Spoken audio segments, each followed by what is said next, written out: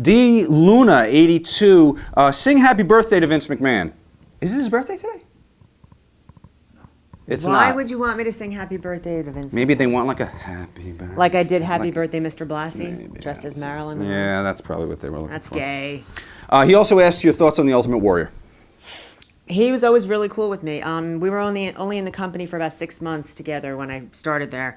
And he always had his own locker room, didn't like any of the boys, but he took a liking to me and Chris. So we would travel with him a couple times. His girlfriend Dana would come on the road and I would hang out with her. And he was always very cool with me. Okay. I like him. Do you find Sean attractive? What, Sean? The one next to you. You're a cute little man. Little man. Her heels are like this. It's ridiculous. What's the best thing about being a bitch? These are all from D. Luna 82, by the Best way. thing about being a bitch? I'm not a bitch. If you got to know me, you know I'm not a bitch. You're an upfront cunt. Oh, yeah, that. Best thing is because, at least people know where I'm coming from. It's not like I'm not one of those fake girls that is all sweet and nice to you and then goes and talks behind your back. I'll talk to you right to your face. So.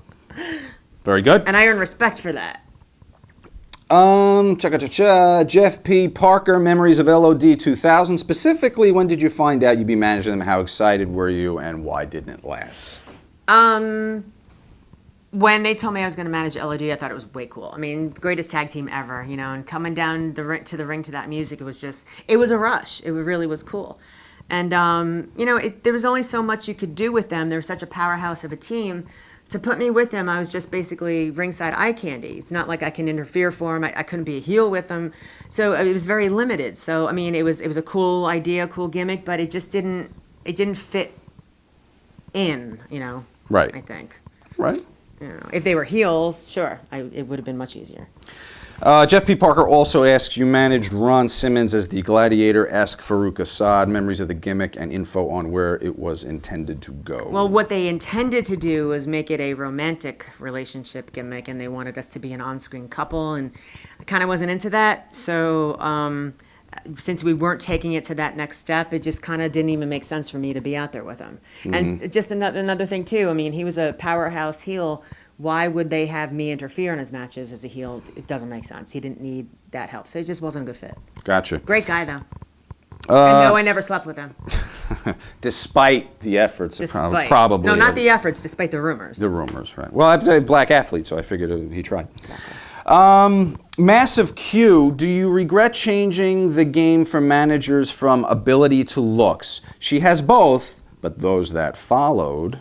Do I regret changing the game for managers from ability to looks? You have both, but those that followed, maybe not so much, you say. Don't. Well, see, the problem is with a lot of people that are trying to be managers, they're not really taught how to be a manager. They're going from being either a wrestler in the ring, female wrestler, or just eye candy, and they're trying to put them in a manager role, and they've never been taught. I mean, I was taught by the greatest manager of all time, Jim Cornette. So when you learn from him, you know how to work ringside. You understand. I mean, a lot of these people that are out there as managers now, and even some men, and not just women, they don't realize that you're not just standing there at ringside and cheerleading.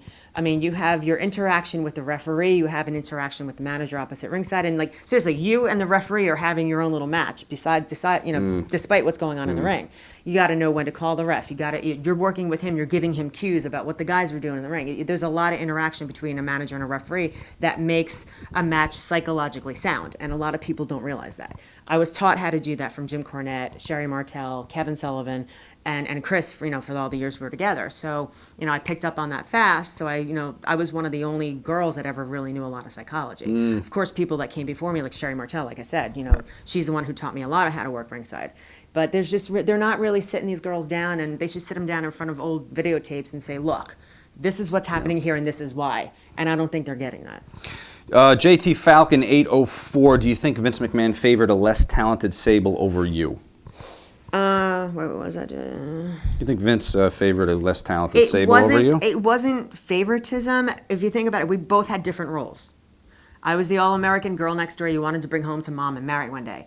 She was the slutty-looking one that you wanted to take to a cheap motel room and kick her out in an hour.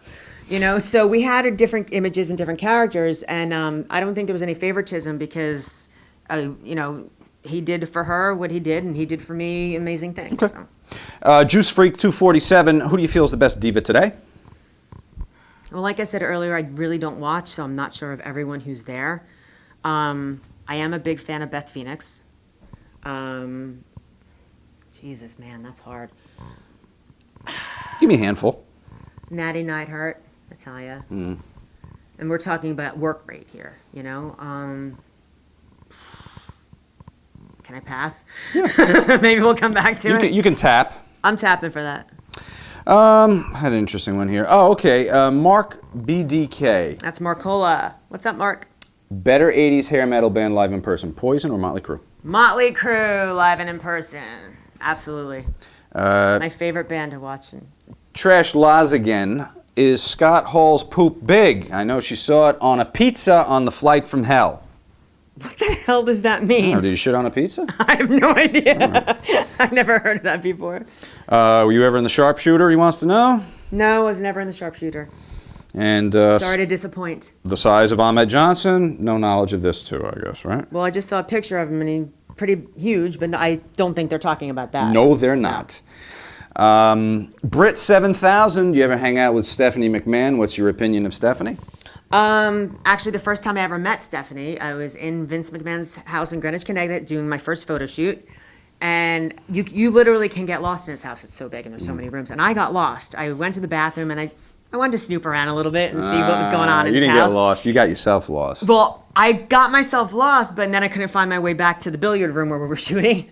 So I'm opening doors. I'm like trying to figure it out. And I open a door and it was into Stephanie's bedroom. She was home from Boston from college with the flu. So that was my first encounter with Stephanie McMahon. I was like, oh, I'm sorry. I couldn't find my way back to the pool room. She was like, and she's blowing her nose. She's like, it's okay. But then she came down to the kitchen to get something to eat when we were actually taking a break. And she was a sweet kid. She really was. And so I knew her long before she ever even started with the company. And, she's always been awesome to me. When I went back I worked Madison Square Garden 2 weeks before the Hall of Fame last year. I was actually nervous. It was my first time working in the Garden since like 1998, So I never get nervous when I work, and it's not about the work I was nervous. I was like, wow, I'm back in the Garden, So I wasn't nervous. I was anxious. I was like, I can't wait to do this.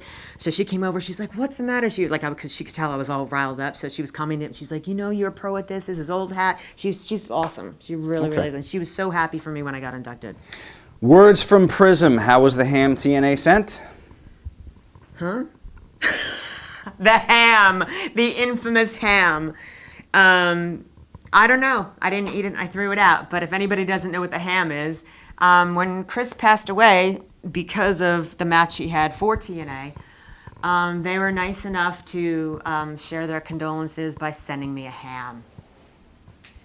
Thank you. Thank you for the ham. In the South. Not his last very paycheck. big. They wouldn't give me his last paycheck. So he broke his ankle for free. But they sent me a ham. Jay Derbyshire BWFC has an F, marry, kill I want you to do. Vince, Cornette, Heyman.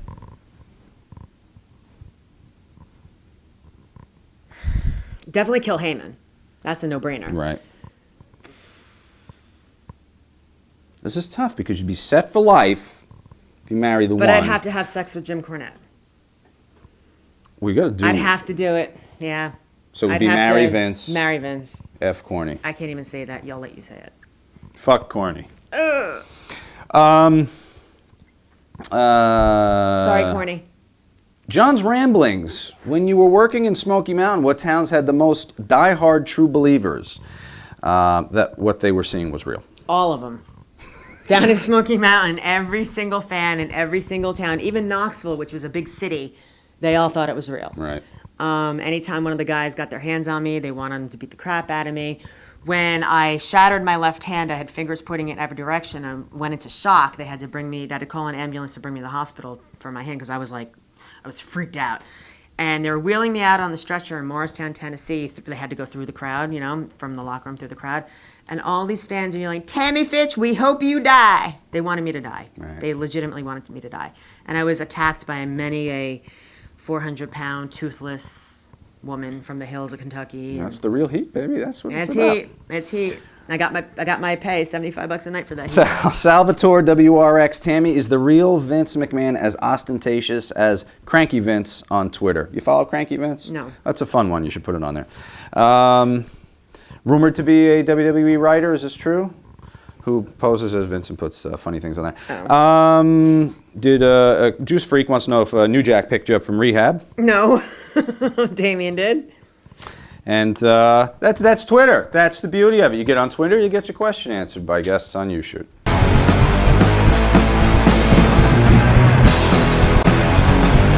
The boys.